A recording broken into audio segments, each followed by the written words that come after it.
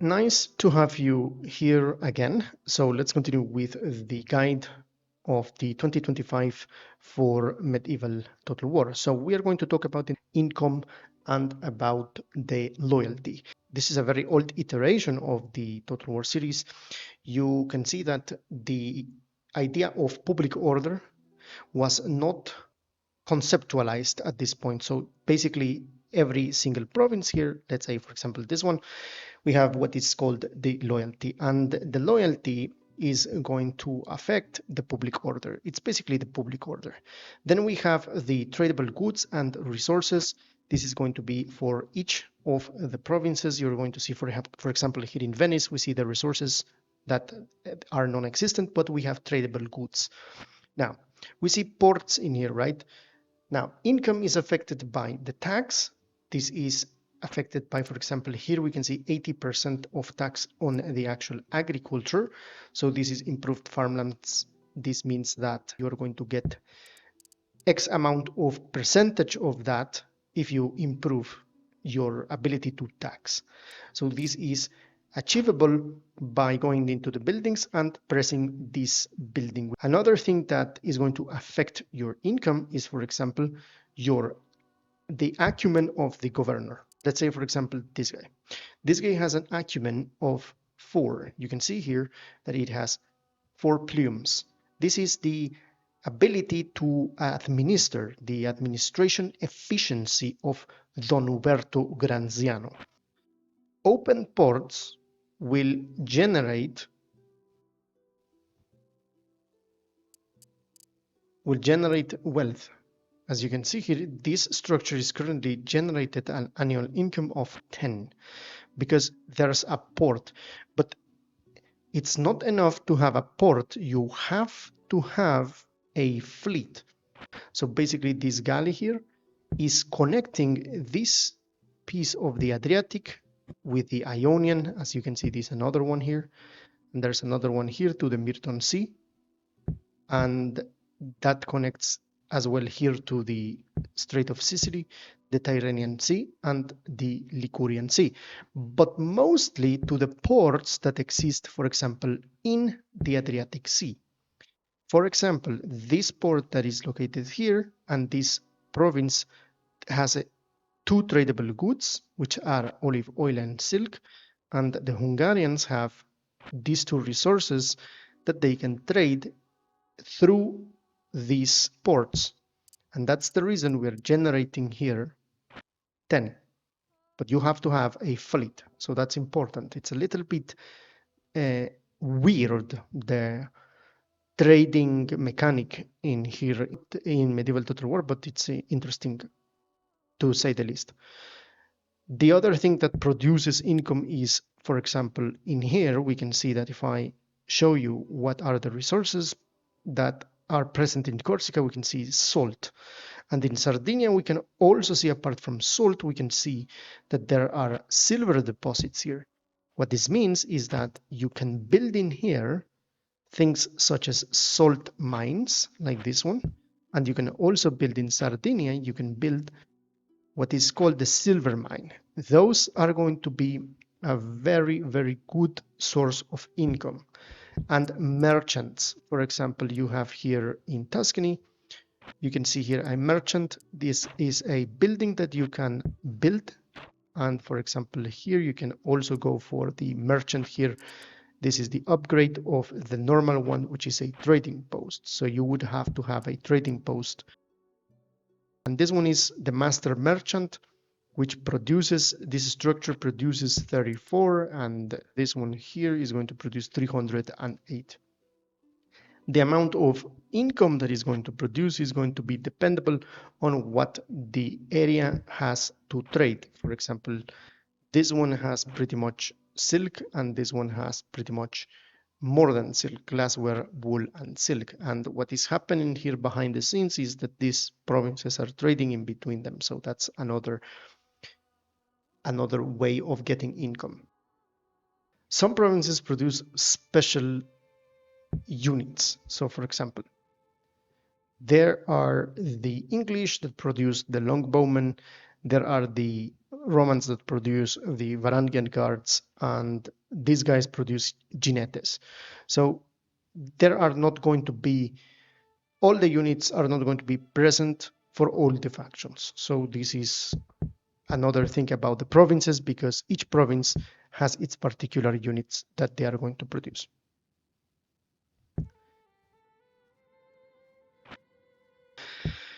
Now, tax rates. Tax rates are established by province basis. This means that each province will have its own area here in which you are going to see normal, high, very high, and very low and low. The biggest part of land in here is evidently and visually as well this province called Venice. This one is not so is big, but it's not producing too much. It's actually the second most productive in this case. So this one, of course, is going to produce in very high income, in very high tax rate, is going to produce a substantial amount of income. As you can see, the money goes up, the money goes up, the loyalty goes down. The money goes down, the loyalty goes up, and this is a trade-off that you have to balance. The next thing that we have to talk about here is, for example, the castles. Here you can see that this one is having a wooden palisade, and this one is a little bit more advanced. If you go to this castle, you see that this one says here capacity. This one has a 780 capacity for infantry and 390 capacity for cavalry. What this means is that the more you go up into the tier, like for example, you go for the fortress, you're going to get yourself a little bit much more men. It says here, it can hold a garrison of 960 men. So the more you go up in the tiers, the more you have 420 infantry in this case, and this one the same as this one because it's the same tier. This means that the more ability you have to garrison, the more units you can drag and drop inside the castles. That is an important mechanic that you have to take into account. Now let's talk about the revolts. Revolts are dependent on what we see here called the loyalty and also the seal. Okay, but let's talk about this. The revolts are tied most likely to the amount of taxes that you extract from the people, but most of the revolts are going to be religious in nature. So if you click shift, you can see this more clearly. Green means that are areas that are not going to revolt. Yellow means that there is a slight possibility, but you have to check. And red means that the next turn is going to be a revolt in the area. So it is good to press shift so you can see that more graphically. So what are the things that are going to affect loyalty? Loyalty is going to be affected by taxes eventually, because if you see here, if I reduce the taxes here to normal, then you can see here a 104%. You can see that it goes to normal. This is one of the cases in which the loyalty is going to be reduced, the tax amount. For example, bad harvest, something that you cannot control, is going to affect that as well. The governor, for example. So if you have a governor in the area, for example, here you can say that Don Corrado Fasano is the governor. So the governor eventually has a lot of acumen. So this also has to do in the fact that they have very high tax rate, but they are not willing to revolt because the governor is stopping that. Now, what happens if I move the governor away from here? You can see that clearly moving the governor away from it, it is not putting the region in red, but is reducing the loyalty. Perhaps not substantially, but a little bit, as you can see. The other thing is that, for example, if you have an army presence. Army presence is as well another mechanic here. For example, you can see here that I'm going to go very high, and this is showing me red, but this is because there's no army here. If I drop the army here, it's going to go again to yellow. So army presence is a mechanic here that has to do with the revolt system. The presence of spies. Presence of spies are also another way to stop this thing. The faction leader is another factor here. You can see that the faction leader is present here. The loyalty is, even though this is very high, is 116. Let us move him here. Now, if you see here is 94, but before it was 92. So yeah, the presence of the faction leader is also a factor here. Another factor for loyalty that affect loyalty is watchtowers. So if you build watchtowers, this thing here, this is going to increase the loyalty of the area. You can see now that this Tuscany is yellow and Corsica as well is yellow. Let's build for one turn the watchtower.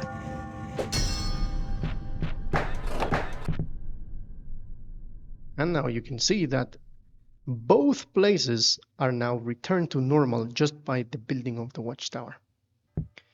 And the other aspect is religion. And that was explained in the previous segment, in which we talked about zeal.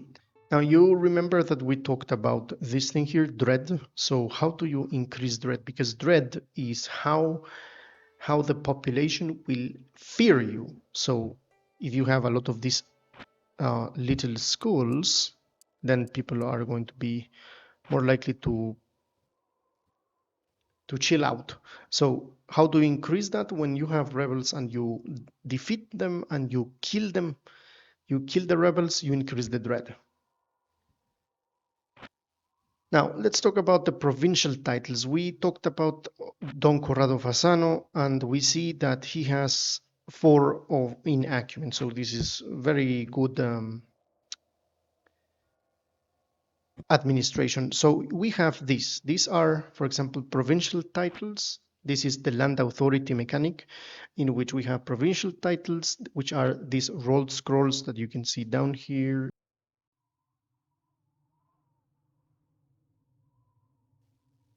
And you can see another one here. This is a provincial title as well.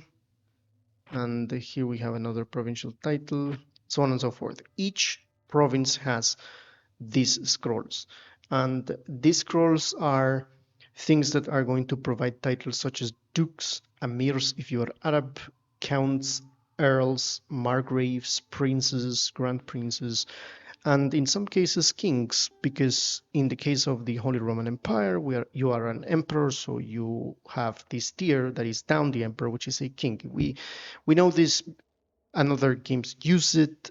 For example, Crusader Kings use it very, very nicely, and here it's present. So you have that, and if you are, for example, the province is more loyal if the duke is present.